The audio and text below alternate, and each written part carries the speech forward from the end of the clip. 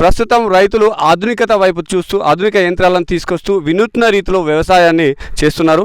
మరి ఇక్కడ ఒక యంత్రం కనబడుతుంది, దీని గురించి మనం వారి మాటల్లోనే తెలుసుకుందాం. నమస్కారం, నా పేరు నాగభూషణం, బోత్ మాది.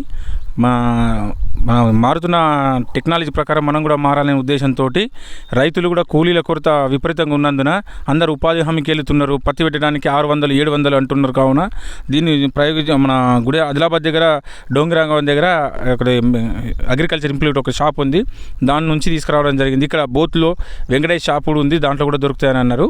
అయితే దీని ఉద్దేశం ఏంటంటే మన 8 ఎకరాలు ఒక రోజుకు పెట్టచ్చు. అదే మనం పెట్టాలంటే 5 మన 10-15 మంది కావాలి. రోజుకు 8,000 రూపాయలు అవుతాయి అట్లన్నా. కానీ కూలీల కొరత తగ్గించాలంటే దీన్ని ఓన్లీ పట్టుకొని అలా విత్తనాలు వేసి మనం సెట్టింగ్ పెట్టుకుంటే ఏమైనా దగ్గర అంటే దగ్గర, దూరం అంటే దూరము, పత్తి, కంది, వేరుశనగ, మక్క ఇలాంటి ఇంకా చాలా ఉన్నాయి. దాంట్లో ఏ పంటకు ఎంత లోతులో విత్తుకోవాలనో కూడా దీంట్లో సెట్టింగ్ ఉన్నది. మిషన్ బాగుంది, ఈ సంవత్సరం తీసుకొచ్చినాం.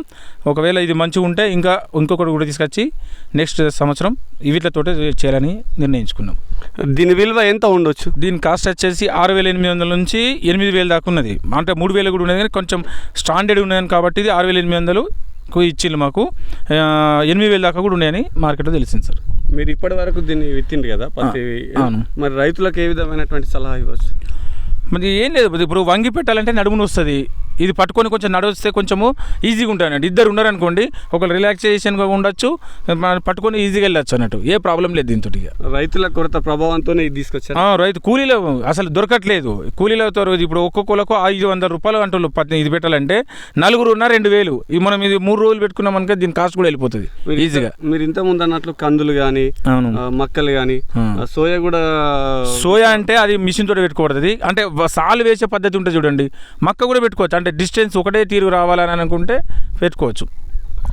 విన్నర్గా వారి మాటల్లోనే చాలా మందికి ఇది ఉపయోగకరం.